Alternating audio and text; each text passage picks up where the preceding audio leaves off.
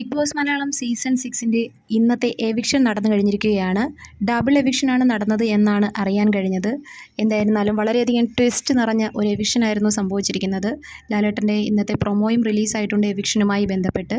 ഇങ്ങനെയായിരുന്നു എവിക്ഷൻ ടീമുകളെ എല്ലാവരെയും അവിടെ ഒരു പ്രത്യേകം റൂമിനകത്തേക്ക് വിളിച്ചു വരുത്തി അവരെ ഓരോരുത്തരെയായി പച്ച ലൈറ്റും റെഡ് ലൈറ്റും കത്തുന്ന ഏത് കണ്ടസ്റ്റൻസ് ആണോ അതിൽ റെഡ് കത്തുന്നവരാണ് പുറത്തേക്ക് പോവുക എന്നാണ് അറിയാൻ കഴിഞ്ഞത്. അങ്ങനെ ഋഷി, ശരണ്യ, അൻസിബ, ശ്രീരേഖ, അഭിഷേക്, അതോടൊപ്പം തന്നെ ജിൻഡോ, നോറ ഇവരെ എല്ലാവരെയും ആ ലൈറ്റ് സിഗ്നലിൻ്റെ അടുത്ത് കൊണ്ടുവന്നിരുത്തിയതിന് ശേഷം പച്ചയും റെഡും സിഗ്നലുകൾ ഇങ്ങനെ മാറി മാറി കത്തിക്കുന്നത് കാണുന്നു. റെഡ് സിഗ്നൽ കത്തിയത് ജാൻമണിക്കും ശ്രീരേഖയ്ക്കും നേരെയായിരുന്നു എന്നാണ് അറിയാൻ കഴിഞ്ഞത്. ഡബിൾ എവിക്ഷൻ ആയിരുന്നു എന്നും കേൾക്കുന്നു. എന്നിരുന്നാലും ജാൻമണി എവിക്റ്റ് ആയിട്ടുണ്ട്. അതോടൊപ്പം തന്നെ ശ്രീരേഖയും പുറത്തായി എന്ന് കേൾക്കുന്നു. ശരണ്യയ്ക്ക് പകരം ശ്രീരേഖയാണ് പോയത് എന്ന് കേൾക്കുന്നു. എത്രത്തോളം വാസ്തവമാണ് എന്ന് നമുക്ക് ഏതാനും നിമിഷങ്ങൾക്കകം നമുക്ക് കാത്തിരുന്ന് കാണാം.